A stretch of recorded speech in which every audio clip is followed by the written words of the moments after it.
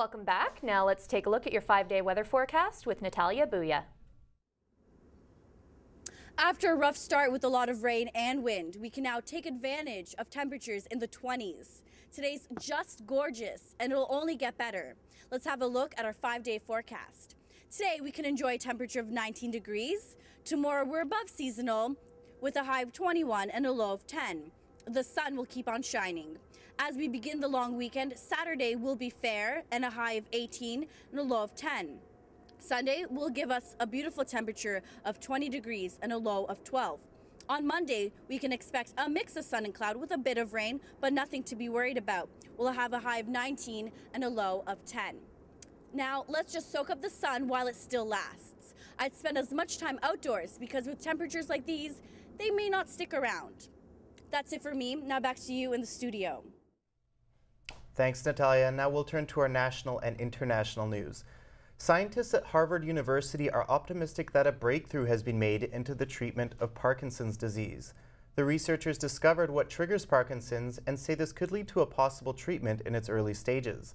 Parkinson's happens when the mitochondria or power cells in the brain are turned off, which causes erratic movements. Just under 100,000 people in Canada are suffering from the disease.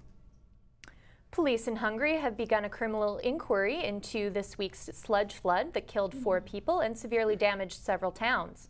The company that runs the alumina refinery in Ka has rejected criticism that they could have done more to prevent the spill. The company has also downplayed the spill, saying the sludge is not considered hazardous waste according to European Union standards. Meanwhile, the spill has reached a branch of the Danube River and is expected to flow into the main river in a few days. A national hotline in Kenya designed to help victims of sexual abuse has uncovered just how widespread the problem is. More than 1,000 teachers have been fired over the past 2 years for sexually abusing their female students. The Ministry of Gender, Children and Social Development says the abuse includes kissing, touching and impregnating young girls. It says most of the cases happen in rural schools to girls between the ages of 12 and 15. Officials say efforts to stop the abuse are often hampered because the events aren't reported to police. At least 14 members of England and Australia's swim teams have contracted a stomach virus at the Commonwealth Games in India. The Games Federation says it will investigate the main pools. However, many say it could be a case of Delhi belly, which is not uncommon to visitors in India. A spokesman for the England swim team says the reports of the sickness have been exaggerated.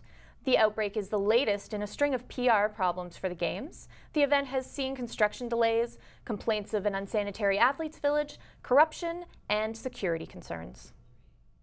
And now with your sports highlights, here's Tom Parisi.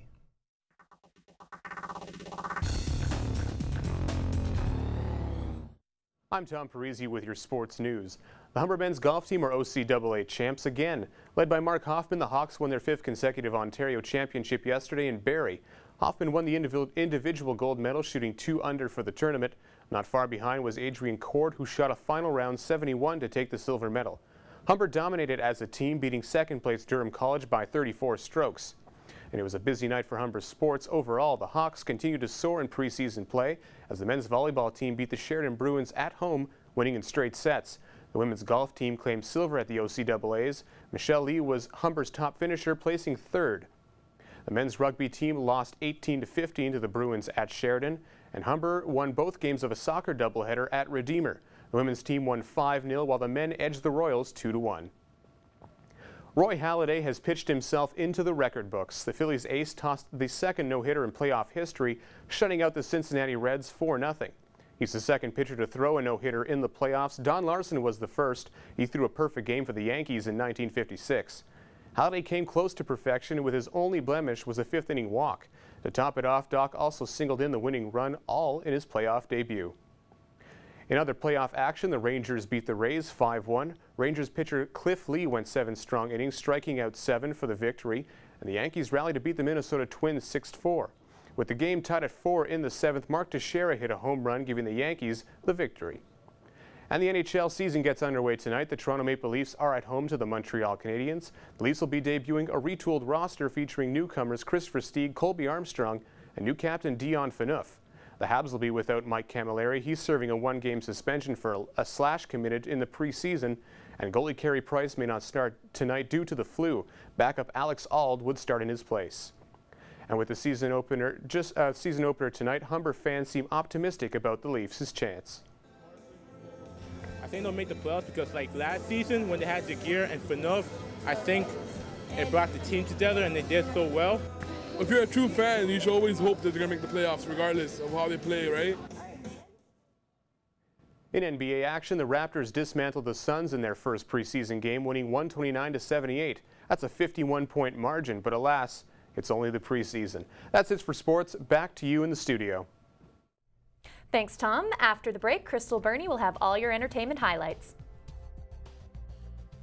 Today in entertainment, Canada as the new Middle Earth, Glee surpasses the Beatles, and Charlie Brown turns 60. All that and more after the break.